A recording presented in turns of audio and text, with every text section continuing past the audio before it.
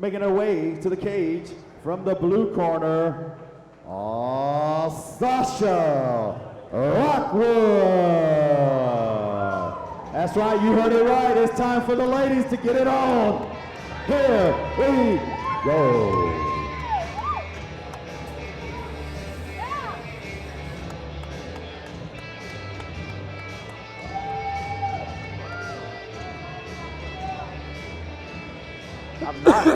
I've not seen Sosha live, but everything tells me that she does better when she's able to be the one to get off in volume. But everything tells me that I've seen about Talia, that Talia's not going to let her do that. Right. The cage work, the clinch work, as well as the takedown work is going to nullify that. Sasha's great in the wrestling, and I think she's scrambly. I think her best chance at winning this fight is by making it as much of a brawl as possible and as much of a scramble as constantly as possible. Because I just think that everywhere that Sasha is good, Talia is just a little bit better.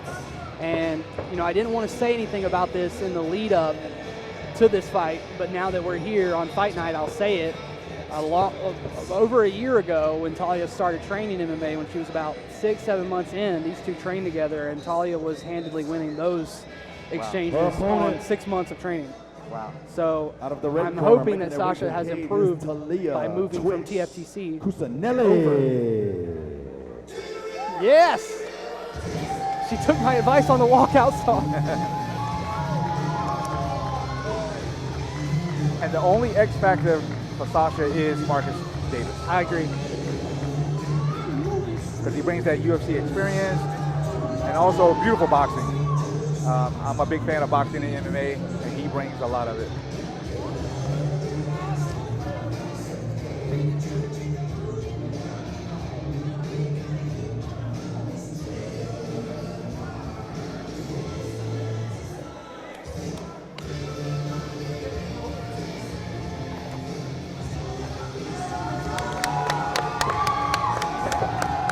And that is hometown mixed martial arts, very own Talia Cusanelli.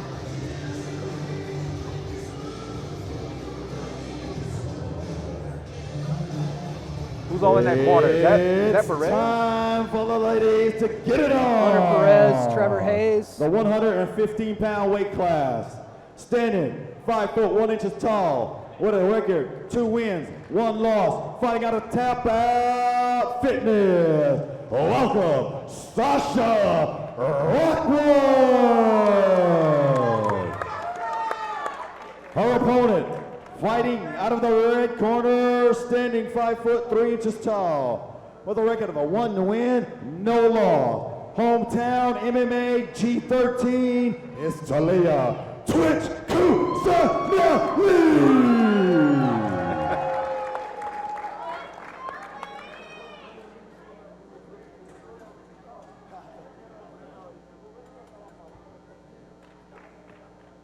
Our lone women's fight of the evening. Talia Cusanelli taking on Sosha Rockwood, 2 of the Oak City's finest female mixed martial artists. We'll touch gloves here. They have trained together. Raleigh's not is a big city, but it's not that big. And already Talia taking the fight right to Sasha, and Sasha's not backing down at all. Talia was like a buzzsaw through Kelsey New. I think she's in for a little bit tougher of a competition here against Sosha Rockwood. Yes, and Rockwood looking very strong up against the cage. Short punch on the inside. Yeah, I know that, you know, Sasha was with that TFTC team for a long time, and now that's kind of gone away for the most part, and she's moved over to that Tap Out Fitness School, and I don't really know a lot about their MMA program. I don't know if Marcus is actually teaching there, if he's only doing private, so I don't know what the deal is, but I'm thinking that's going to be the biggest factor here in deciding, you know, if Sasha has markedly improved since the last time we saw her. And this is where I saw Talia winning the fight up against the cage. I think she's just almost unbeatable here in this position right here. Well, Hometown Mixed Martial Arts, recently established gym. I know that they do have cage walls there, and they're doing a lot of cage work there. And this is an area where Talia kind of shines in her previous fights, like you were saying. So Sasha working that outside leg, looking to take Talia down on the foot sweep. She is now in a 3/4 mount on Coos.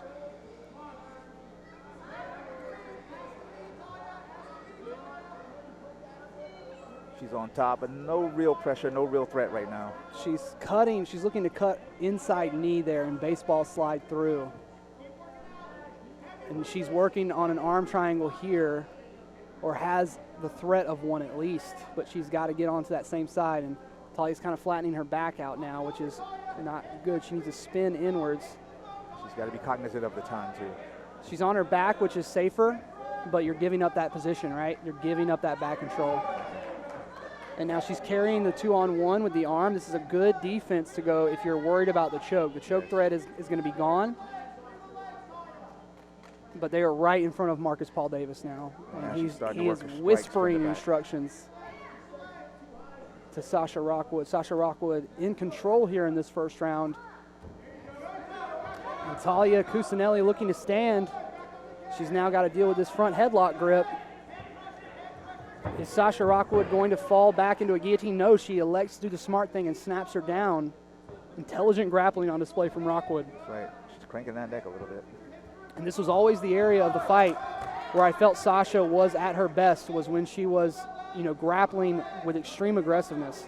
So it's good that Marcus Paul Davis and the team over there have instructed her to go for that kind of strategy in this fight. And she seems to have a good handle on Talia along that cage wall. That is a tough round to call. Over, under. I would think that the back control and the three-quarter mount control is just too much in terms of scoring.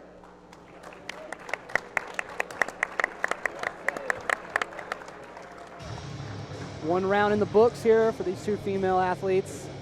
Our lone female bout of the night, and already they're taking it to each other.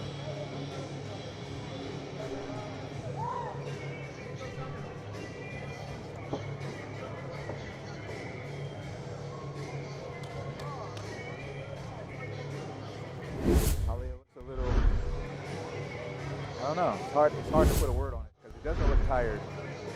Out of sorts. Yeah.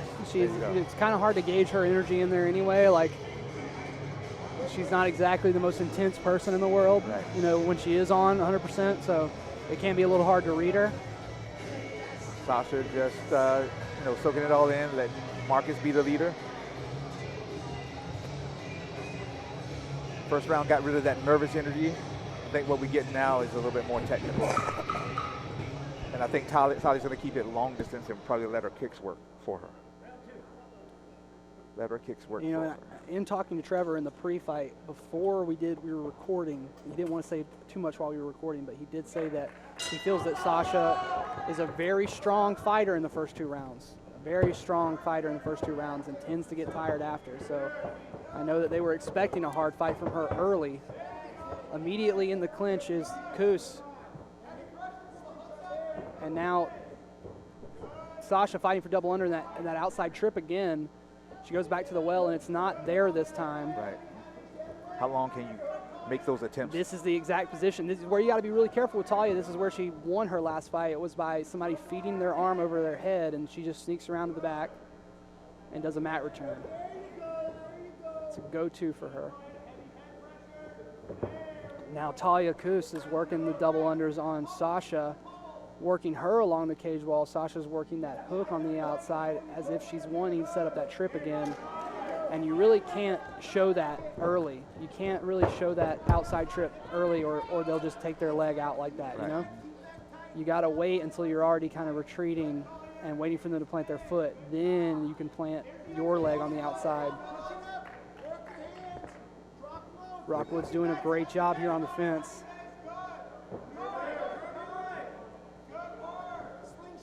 But Talia's doing a great job turning her back around every time she does take the advantage. Yeah, this is the first striking exchange we've seen in the entire fight, really. And I think that this will benefit Cusanelli to introduce more of the striking. Minute and a half to go.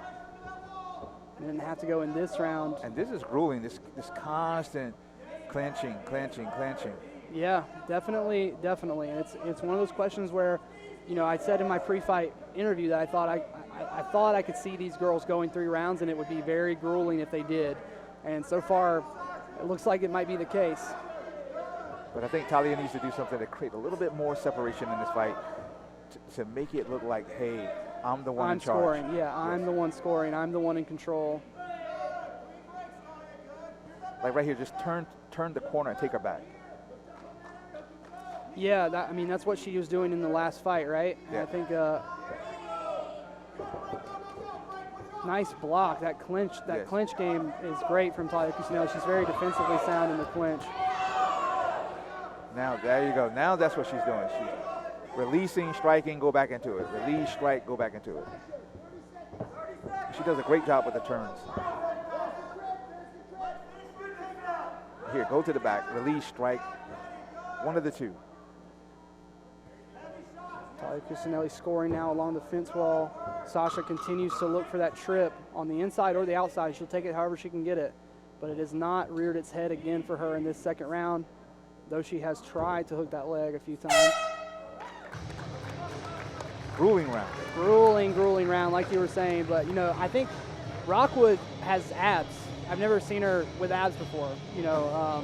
So I think she prepared I think adequately that time away has really benefited Sosha Rockwood in terms of making her a little bit safer and not as much of a brawler, and also just playing to her strengths more, playing to her grappling-based strength more. And I think Talia wasn't really expecting, or Trevor or anybody was really expecting her to be as strong physically as she has been in this clinch.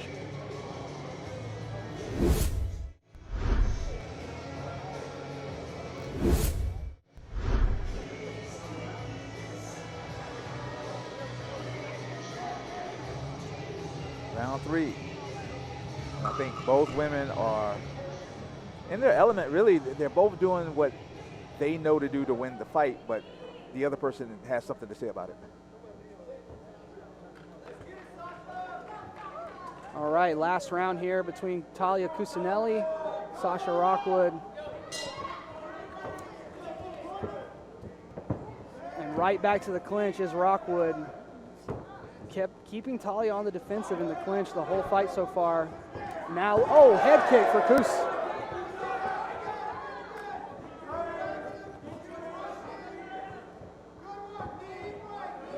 Cusanelli now along the fence wall with double underhooks.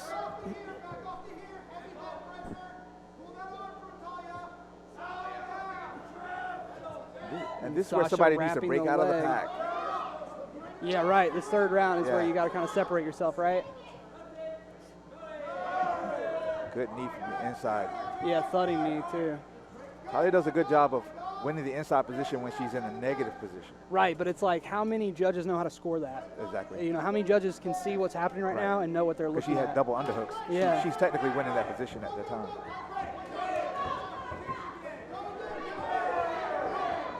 Oh, Cus landing big up top. Now these girls are tired, but they're going at it. Yes. Another head kick for Talia Cusanelli. I think they both know you have to break out of the pack at this point. They both are feeling it. Do they have the inside fortitude to go, ruthless aggression, Ruthless as aggression. Vince McMahon used to call it. Talia rocks that one back up against the fence here. Yes. Short rounds in these amateur women's MMA fights, 3 minutes.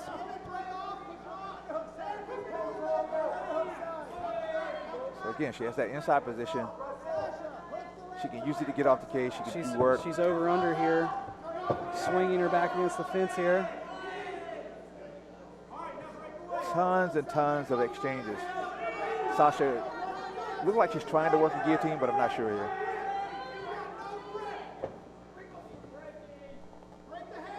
She worked the guillotine or is she hanging on? She's hanging on. I think she's hanging on, yeah. And now she lets go. That strike had a nice thud to it. Yeah. Real nice thud. Yeah. She does a great job when she wins these little short positions. And now there's 30 seconds left with statements to be made by both ladies, in my opinion. Yes. Been a squeaker of a fight so far. Oh, front kick. Talia eats that Talia delivers that front kick. Sasha eats it and charges right through for a takedown. That is like the 3rd or 4th time I've seen a takedown come off of a front kick to the face. Yes. Just doesn't finish people like it used to. She goes for a guillotine at the end. That's not going to be, that's not in. And that is it, 3 rounds. That's Jason. Jason, yeah. I don't know. I don't know how much scoreable criteria there was in that fight. I mean, it really depends Round one on, was the only one that was clear cut to some degree. do the judges understand the clinch is what this might boil down to, you know? Like in round one, my only problem was that I thought Talia did enough in the clinch areas Right. to make an even round, but yet everybody looks at the groundwork, and I just say Sasha won the groundwork, but Talia won the clinch work. Yes. And then these last 2 rounds were so close, it's almost like 10-10, although we got the must system, but these were even rounds. Yeah, that second round especially was a 10-10 in my Yeah. opinion. So, you know, I don't know how to judge. I think we might see a draw. I think we could see a draw. Yeah, it's just, but what round was a 10-8? You can't really say any of them were. Yeah. That's why the 10-10 is kind of like missing. The elusive. It's missing. Yeah. That's a tough fight. They Very tough fight to score. They won inside of the round. They should actually have that fight in judging school. This doesn't go to 1 round apiece. They won elements of every round. I think so too. Yeah. What a close fight we have, with the judges going to a split decision. With your winner, an improvement to 3-1 out of the blue corner, Sosha Rockwood. Sasha did enough, it seems. I'm going to let Taylor Starling take over on the interview here in a second. I know they're about to do one with the Killa B.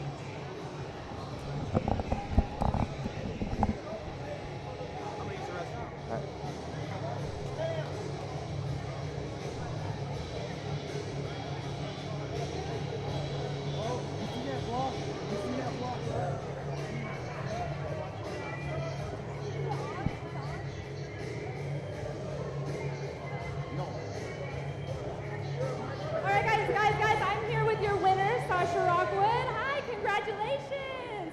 Listen, I saw you fight a couple years ago, and I know that you're one tough, aggressive female, and I know that Talia is the same way. So what was the game plan going into this fight, and was it what you expected, or was it a completely different game plan? I mean, there's always a game plan going into a fight, and then there's always what actually happens. So I feel like the best game plan is to just kind of do what is available to you in the moment. And Talia was super tough. I have a lot of respect for anybody that gets in here to do this. So, Absolutely. I'm huge fans of both of you. What's next for you? I don't know. We'll see.